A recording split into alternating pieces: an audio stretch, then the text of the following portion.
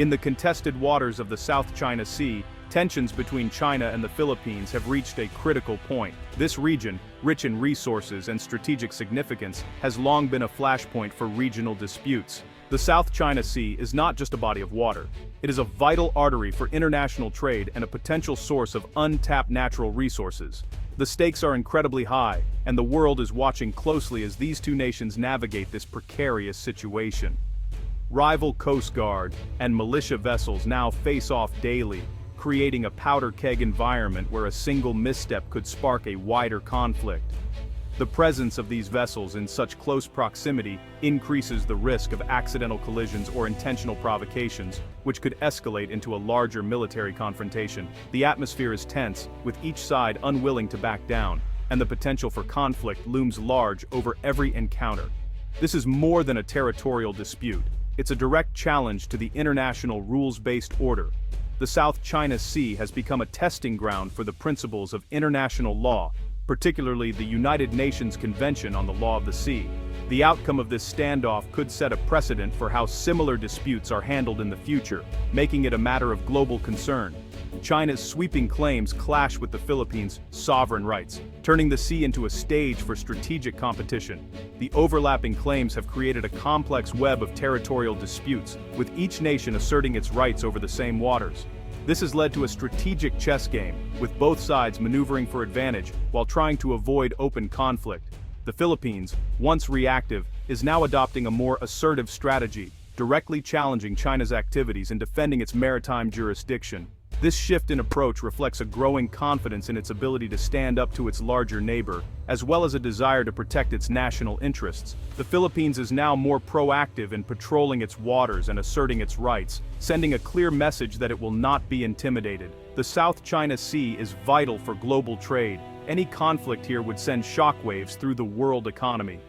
The sea lanes that pass through this region are some of the busiest in the world, carrying goods and resources to and from Asia, Europe, and beyond. A disruption in these shipping routes could have far-reaching consequences, affecting everything from the price of goods to the stability of global markets. The standoff also tests the unity of ASEAN and the strength of alliances, especially between the Philippines and the United States. The situation in the South China Sea is a litmus test for regional cooperation and the ability of international alliances to respond to emerging threats. The Philippines' relationship with the United States is particularly crucial, as it seeks support from its longtime ally in navigating this complex geopolitical landscape. The world is watching, as the outcome will shape the future of maritime law and regional security. The international community is keenly aware of the implications of this standoff, and the decisions made here could influence how similar disputes are resolved in the future. The eyes of the world are on the South China Sea, and the actions of the involved parties will have lasting repercussions. The stakes have never been higher. As the situation continues to unfold, the potential for conflict remains a constant threat. The decisions made in the coming days and weeks will be critical in determining the future of this region and the broader implications for international relations. The world holds its breath, hoping for a peaceful resolution to this tense and complex situation. In recent years, the Philippines has undergone a dramatic transformation in its approach to maritime security. Instead of simply reacting to Chinese incursions in the South China Sea, the country has adopted a bold, proactive strategy, one that aims to prevent such incidents before they even begin. This shift marks a significant departure from the past, where responses were often delayed and reactive, leaving the nation vulnerable to repeated provocations. Today, modernized Coast Guard and Navy vessels equipped with advanced technology and improved capabilities regularly patrol strategic areas. Their presence serves as a visible deterrent, making it much harder for Chinese vessels to establish a permanent foothold in disputed waters. These patrols are not just symbolic. They are a clear message that the Philippines is ready and willing to defend its maritime rights. This new approach is built on a foundation of enhanced operational capacity. Longer patrols, greater reach, and increased resilience at sea mean that Philippine forces can maintain a continuous presence in key areas. Crews are now better trained, and ships are better equipped, allowing for more effective monitoring and rapid response to any emerging threats. By deploying official vessels first and maintaining a visible presence, Manila complicates China's strategic calculations.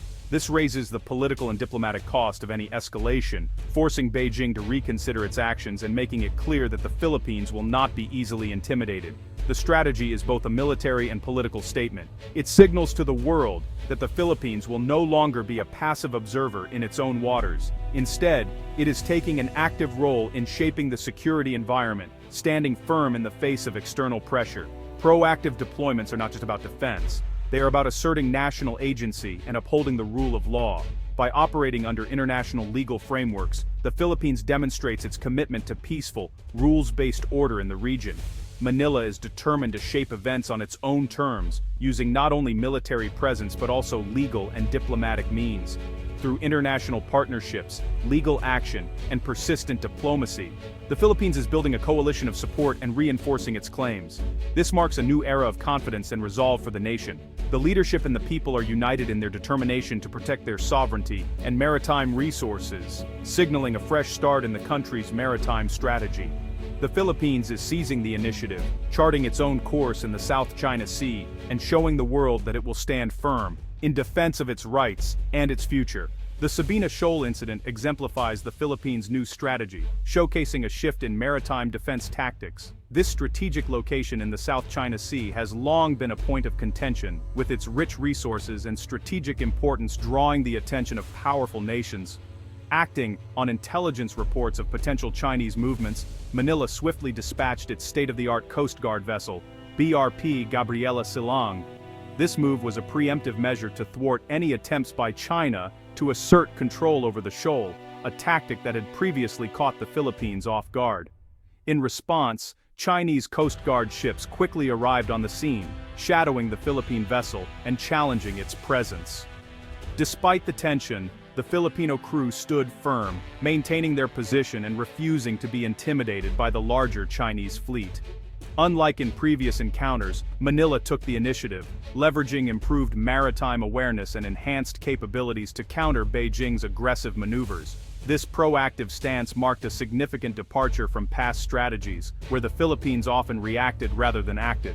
The standoff ultimately ended in a deadlock, with neither side gaining a decisive advantage. However, China was unable to occupy or construct facilities on the shoal, a small but significant victory for the Philippines. By demonstrating resolve and administrative control over the disputed waters, the Philippines caught Beijing off guard. This unexpected show of strength and determination sent a clear message to China and the international community.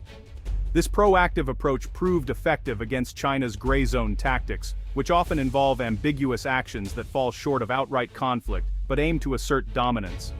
The incident quickly became a case study in successful resistance against a more powerful adversary, drawing attention from academics and policymakers worldwide. It highlighted the importance of strategic foresight and readiness in maritime disputes. Manila's actions now speak louder than words, reinforcing its commitment to defending its territorial integrity. The Philippines has shown that with determination and strategic planning, even smaller nations can stand up to larger powers in the complex arena of international maritime politics. The Philippines grounds its actions in international law, especially the UN Convention on the Law of the Sea. The 2016 arbitral ruling invalidated China's sweeping claims and affirmed Philippine rights. China rejects this ruling, insisting on historical sovereignty and accusing Manila of illegal intrusion. The result is a relentless diplomatic tug-of-war, with both sides filing protests and counter-accusations. The deadlock mirrors the standoff at sea, neither side willing to compromise. The Philippines relies on legal arguments and international support. China wields economic and military power. Diplomatic channels remain open, but resolution remains elusive. China's strategy relies on gray zone tactics, coercive actions below the threshold of war. Using Coast Guard and maritime militia, China swarms disputed areas, blocks access, and intimidates rivals while avoiding open conflict. This gradual approach aims to establish control without firing a shot. The Philippines' preventive deployments disrupt this playbook, forcing China to risk escalation or back down. Harassing official vessels carries higher diplomatic costs for Beijing. Philippine crews document China's aggression, exposing it internationally. The goal is to win the narrative and show Manila as the responsible actor. The gray zone is now a battleground for legitimacy. To sustain its strategy, the Philippines is modernizing its armed forces and coast guard. New ships and surveillance assets boost maritime awareness and rapid response. Diplomatically, Manila frames its actions within ASEAN principles, building regional consensus against Chinese coercion. Public support and resilience are vital, educating citizens and supporting fishermen on the front lines. Documenting every incident strengthens future legal and diplomatic efforts.